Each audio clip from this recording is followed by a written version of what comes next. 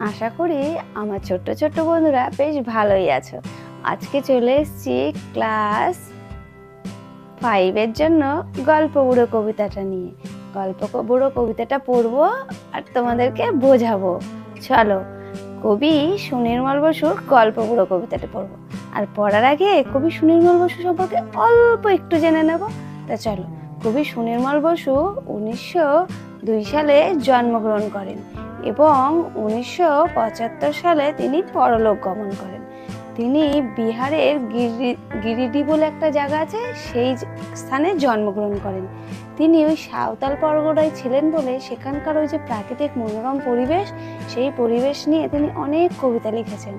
তিনি শিশু সাহিত্যিক, অর্থাৎ আমাদের মতো ছোট ছোট শিশুদের জন্য অনেক কবিতা লিখেছেন, মজাদার কবিতা, যেমন টুংটাং, ছানা বড়া, বেড়ে মজা, এই সমস্ত অনেক কবিতা লিখেছেন। তো চলো এবারে আমরা কবিতাটা পড়ি আর বুঝে নিই। গল্প বুড়ো কবি সুনির্মল বসু। বইছে হাওয়া উত্তরে, গল্প বুড়ো থুত্তুরে, চলছে হেঁটে পথ ধরে, শীতের ভোরে সত্তরে, চেঁচিয়ে যে তার মুখ ব্যথা, রূপকথা ছাই রূপকথা, বলছে হাওয়া বইছে উত্তরে। উত্তরে হাওয়া কখন বয়? এই শীতের সময়। গল্প বুড়ো থুত্তুরা, তো সে প্রচণ্ড বুড়ো হয়ে গেছে, একদম বয়স্ক একজন মানুষ, সে গল্প বলে সবাইকে, তাই তাকে গল্প বুড়ো বলা হচ্ছে। চলছে হেঁটে পথ ধরে, সেই পথ ধরে সে হেঁটে চলছে। শীতের ভোরের সত্তরে, শীতকালের ভোর মানে পুরোপুরি অন্ধকার। শীতের সময় 6টার সময় যখন কুয়াশা পড়ে তখনই অন্ধকার থাকে, আর সে তো ভোরবেলা বেরিয়েছে, অনেকটাই অন্ধকার, আর সে জোরে জোরে হেঁটে চলেছে। আর চেঁচিয়ে চেঁচিয়ে তার মুখটা ব্যথা হয়ে যাচ্ছে। কি বলে চেঁচাচ্ছেন?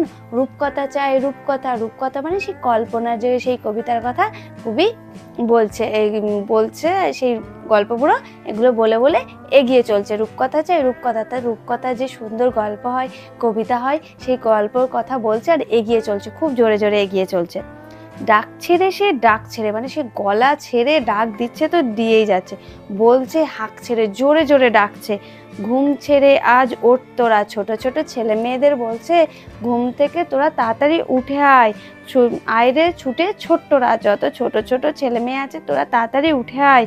কি আছে মোর তলপিটায়? ওই গল্প বুড়োর কাছে একটা তলপি আছে, হ্যাঁ, সেই তলপিটায় কি আছে সে আজকে তাদেরকে বলবে। বলছে দেখবি যদি জলদি আয়, বলছে তোরা যদি দেখতে চাস তাহলে তাড়াতাড়ি চলে আয় আমার কাছে, সেই গল্প বুড়ো বলছে। আর কি বলছে? কাঁধের উপর এই ঝোলা, সে ঝোলাটা তো সেই গল্পে বুড়োর কাঁধের উপরে রয়েছে। গল্প ভরা মন ভোলা, আর এই ঝোলার মধ্যে অনেক গল্প আছে যা শুনলে ছোট ছোট ছেলে মেয়েদের মন ভরে যাবে। দত্তি, দানব, রাজপুত্র, পক্ষীরাজ, সব কিছুরই গল্প আছে ওই তলপিটার মধ্যে, মানে ঝোলাটার মধ্যে। বলছে অনেক কিছু আছে। তলপি মানে বোঝো তো? তলপি মানে কিন্তু থলে, ব্যাগ টাইপের। সেইটার মধ্যে কি কি গল্প ভরা আছে? দত্তি, দানব, যক্ষীরাজ, পক্ষীরাজ, সব কিছুর গল্প আছে। মন পবনে দ্বারখানা, আজগুবি সব কারখানা, অর্থাৎ আজগুবি আজগুবি যেগুলো আমরা কল্পনাই করতে পারি না, সেই ধরনের গল্পও সেখানে আছে। বলছে ভর্তি আমার তলপিটায়, অর্থাৎ ওই ব্যাগ মানে ঝোলার মধ্যে সব কিছু ভর্তি আছে। দেখবি যদি জলদি আয়। আবার বলছে ছোট ছোট ছেলে মেয়েদের যে তোরা যদি দেখতে চাস তাহলে তাড়াতাড়ি আয়, এখানে আমার তলপিটায় কি কি আছে। কড়ির পাহাড় সার বাঁধা, এবার সে বলতে শুরু করলো সেই তলপিটার মধ্যে কি কি আছে। কড়ি দিয়ে পাহাড়, পাহাড়ের পর পাহাড়, মানিক হীরা চোখদাদা, সেই পাহাড়ের উপরে মানিক হিরে, সেই মূল্যবান রত্ন এত সুন্দর করে সাজানো রয়েছে যা দেখলে নাকি ছোট ছোট ছেলে মেয়েদের চোখ পুরো ধাঁধিয়ে যাবে। সোনার কাঠি ঝলমলে, সেখানে সোনার কাঠিও আছে। ময়নামতি টলটলে, অর্থাৎ ময়না মতি সব কিছুই আছে। তেপান্তরের মাঠখানা হট্টমেলার হাটখানা, সেই দূরে যে তেপান্তরের মাঠ, সেই মাঠও নাকি ওই তলপিটার মধ্যে রয়েছে।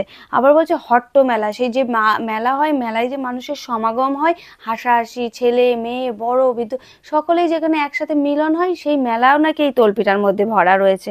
আটকানো এই তলপিটা, বলছে সব কিছু আটকানো আছে এই ঝোলার মধ্যে। দেখবি যদি জলদি আয়, তাড়াতাড়ি আসার জন্য বলছে। কেশবতী নন্দিনী, সেই চুল বড় বড় যে মেয়ের কথা আমরা কল্পনা করি, রাজার মেয়ের কথা, সেই মেয়েও নাকি এখানে আছে। এই থলিটার মধ্যে সে বন্দিনী হয়ে আছে।